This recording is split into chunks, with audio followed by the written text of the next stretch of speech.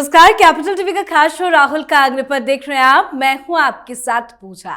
दिल्ली में आज 70 विधानसभा सीटों के लिए वोटिंग जारी है, तो वहीं आज राहुल गांधी भी सुबह सुबह वोट डालने पहुंचे।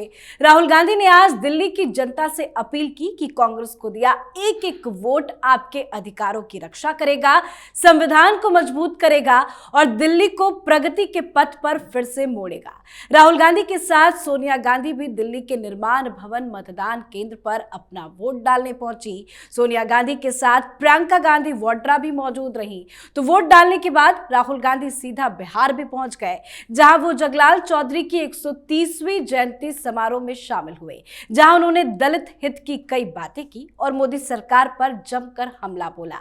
राहुल गांधी ने कहा कि बीजेपी रिप्रेजेंटेशन की बात करती है, जबकि असल में उन्हें पावर देने की जरूरत है। राहुल गांधी ने मोदी सरकार को दलित विरोधी बताया। राहुल गांधी ने हाथ में संविधान दिखाकर कहा कि आरएसएस और बीजेपी संविधान के सामने माथा टेकते हैं, पीठ पीछे इसे खत्म करने की साजिश कर रहे हैं। मैं चाहता हूं कि दलित समुदाय के लोग लीडरशिप में आए, देश के टॉप 10 कंपनियों के मालिक में दलित भी हो। तो दिल्ली चुनाव के बीच राहुल गांधी के बिहार दौरे की भी चर्चा चारों तरफ हो रही है। राहुल गांधी की बिहार की रणनीति पर ताजा अपडेट आपको देंगे। मेरे साथ स्टूडियो में मौजूद है कैपिटल टीवी के एग्जीक्यूटिव एडिटर राजीव जी। सर, आपका बहुत बहुत स्वागत है। आज दिल्ली में वोटिंग है, राहुल गांधी भी वोट डालने पहुंचे। पहले चुनाव को लेकर चर्चा कर लेते हैं। दिल्ली में कैसे गांधी परिवार फंस गया है? देखिए, गांधी परिवार के ऊपर संदीप दीक्षित को भी भरोसा नहीं है। जिस तरीके से इन लोगों ने वोटिंग की और वोटिंग करने के लिए बूथ पर गए, सोनिया गांधी प्रियंका वाड्रा की बात तो अलग है, राहुल गांधी के साथ संदीप दीक्षित भी दिखे। आखिरकार संदीप दीक्षित राहुल गांधी के साथ वोटिंग तक क्यों गए?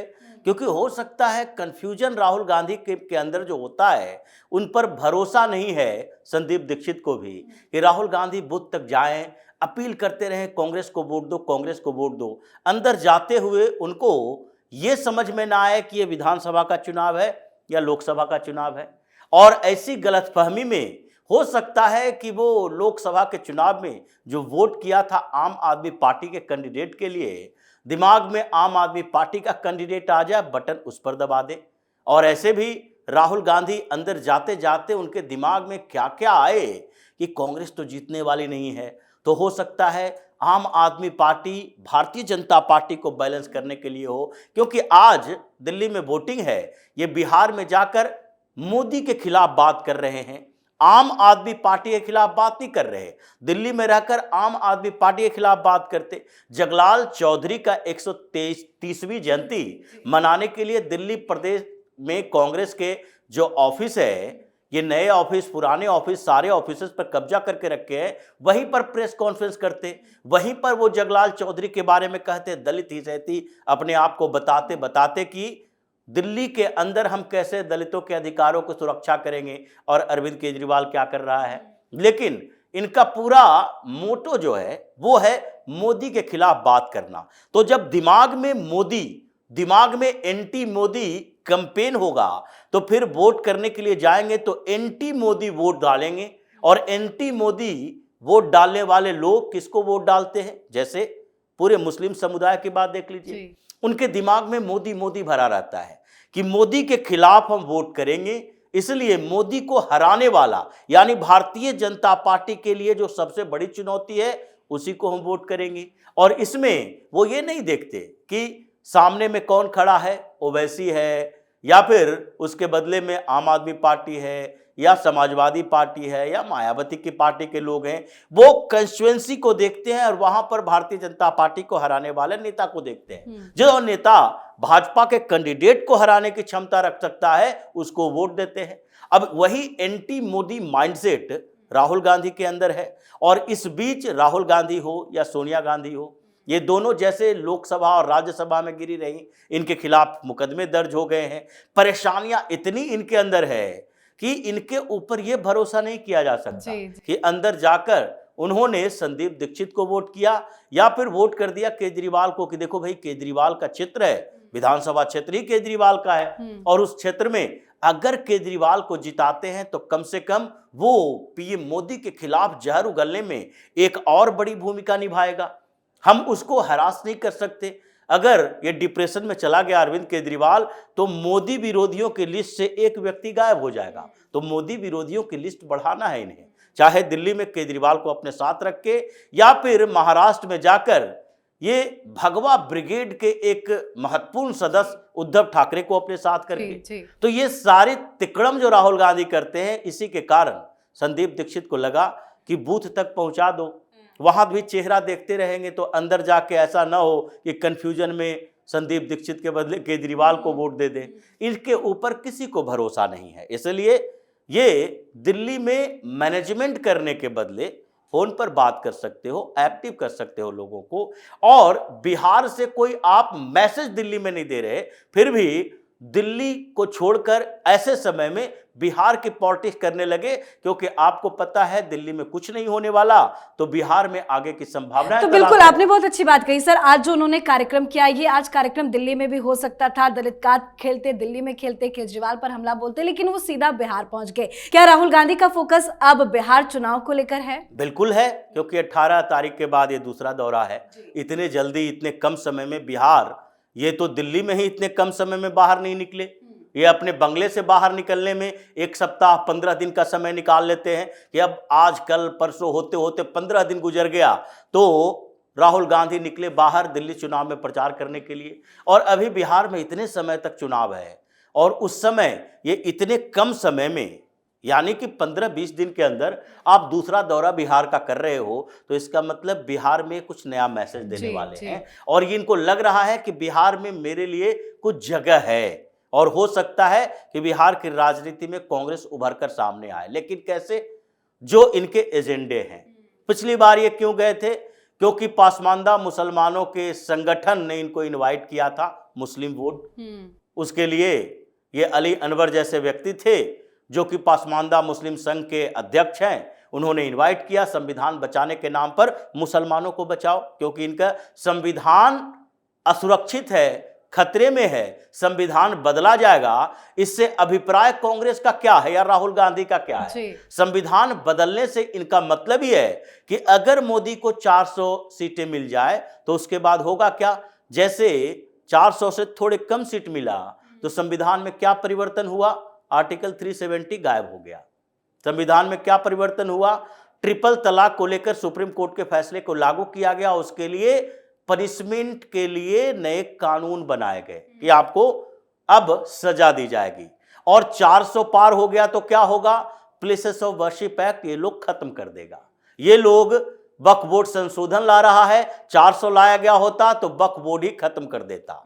अगर 400 आएगा, किसी की जरूरत महसूस नहीं होगी, तो उसके बाद यूसीसी लागू कर देगा। अब ये मुस्लिम सुरक्षा थ्योरी है, ये संविधान बचाओ नहीं है। संविधान के अंदर मुसलमानों के लिए जो कांग्रेस की सरकारों ने विशेष व्यवस्था की है, उसी को सुरक्षित रखने के लिए राहुल गांधी और उसकी पूरी टीम कहता है कि संविधान खतरे में है भाजपा के आगे बढ़ने से। लेकिन खैर, बिहार का चुनाव, और बिहार में गए हुए हैं, और क्या करने के लिए गए हुए हैं? जगलाल चौधरी की 130वीं जयंती मनाने पर। बिल्कुल कि नहीं, बहुत बड़े दलित लीडर थे, और इनका हमने पहले बहुत सम्मान किया, राहुल गांधी और इनके पूर्वजों ने बड़ा सम्मान किया दलित लीडर का, और इसलिए अब इनके आधार पर हम दलितों को अपने साथ करेंगे। जगलाल चौधरी के लिए आपने क्या किया? जैसे ये अंबेडकर अंबेडकर चिल्लाते हैं, अंबेडकर के लिए इन लोगों ने क्या किया? बखिया उधेड़ दी कि अंबेडकर के लिए आप लोगों ने अब तक क्या किया? भारत रत्न दिया आपने? नहीं दिया। आपने उनके लिए कहीं भी स्मृति स्थल बनवाया? नहीं बनवाया। कानून मंत्री कुछ मजबूरियों के में लाया, उसके बाद हटा दिया। उसको चुनाव हराने के लिए एन केन प्रकार इन सारे तिकड़म किए। आज भी बाबा साहब अंबेडकर के पोते ये प्रकाश अंबेडकर आपके इर्द गिर्द जाना नहीं चाहते, दूसरी पार्टियों से गठबंधन कर लेंगे, तो आपने अंबेडकर अंबेडकर करके लोगों को बेवकूफ़ बनाया, और आज फिर अंबेडकरवादी आंदोलन करने की कोशिश कर रहे हो। इसी तरह से दलित सुधार की बात और जगलाल चौधरी को आधार बना रहे हैं। जगलाल चौधरी जो कि स्वतंत्रता सेनानी थे, तो इसमें स्वतंत्रता सेनानी होने का मतलब उस समय के कांग्रेस को ये अपनी बपौती मानते हैं। वो कांग्रेसी, उस समय के कांग्रेस इनकी बपौती नहीं है, ये इंदिरा गांधी की कांग्रेस है, जिसको इन लोगों ने अपने प्राइवेट लिमिटेड कंपनी बना रखा है कि इंदिरा गांधी हमारी दादी माँ थी और उन्होंने एक कंपनी बनाई है, तो इसके वारिस तो हम ही होंगे, जैसे अंबानी परिवार का, अडानी परिवार का है। तो इसी तरीके से ये भी मान रहे हैं। लेकिन ये जगलाल चौधरी को सबसे ज्यादा सम्मान कब मिला? 1975 में इनकी मौत हो गई थी। 2000 में इनके लिए एक पोस्टल स्टाम्प इशू हुआ। 2000 में क्या प्रधानमंत्री नेहरू गांधी परिवार के थे? 2000 में सरकार क्या कांग्रेस की थी? 2000 में अगर इंडियन पोस्टल डिपार्टमेंट ये सम्मान जगलाल चौधरी को देती है तो उस समय प्रधानमंत्री एनडीए की तरफ से अटल बिहारी वाजपेयी जी थे। क्या 1975 के बाद, उनकी मौत के बाद से सरकार कांग्रेस की नहीं रही? 75 के बाद कांग्रेस की ही सरकारें रही है। इंदिरा गांधी रहे, राजीव गांधी रहे, नरसिम्हा राव रहे, उसके बाद ये भी आ गए डॉक्टर मनमोहन सिंह।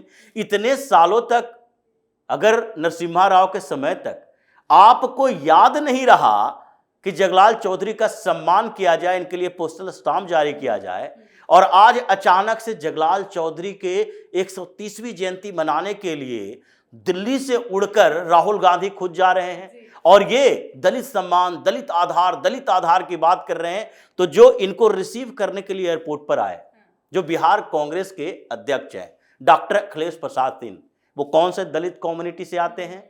बिहार का भूमिहारों का वोट लेना है तो भूमिहार को प्रदेश अध्यक्ष बना दो। इससे पहले मदन झा, उससे पहले ये झा जी को रखो साथ में, भूमिहार को रखो, ठाकुर को रखो, सवर्णों की सेना तैयार कर दो वोट लेने के लिए और दलितों को बेवकूफ बनाते रहो। रिप्रेजेंटेटिव होने और रिप्रेजेंटेशन की बात कांग्रेस कर ही नहीं सकती, ये दलितों का इस्तेमाल करती है। ये दलित रिप्रेजेंटेशन की बात जाकर पीएम मोदी से पूछे कि उनके कैबिनेट में कितने लोग हैं, कितने स्टेट में ओबीसी और दलित मुख्यमंत्री हैं, कितने स्टेट के कैबिनेट में कितना परसेंटेज है।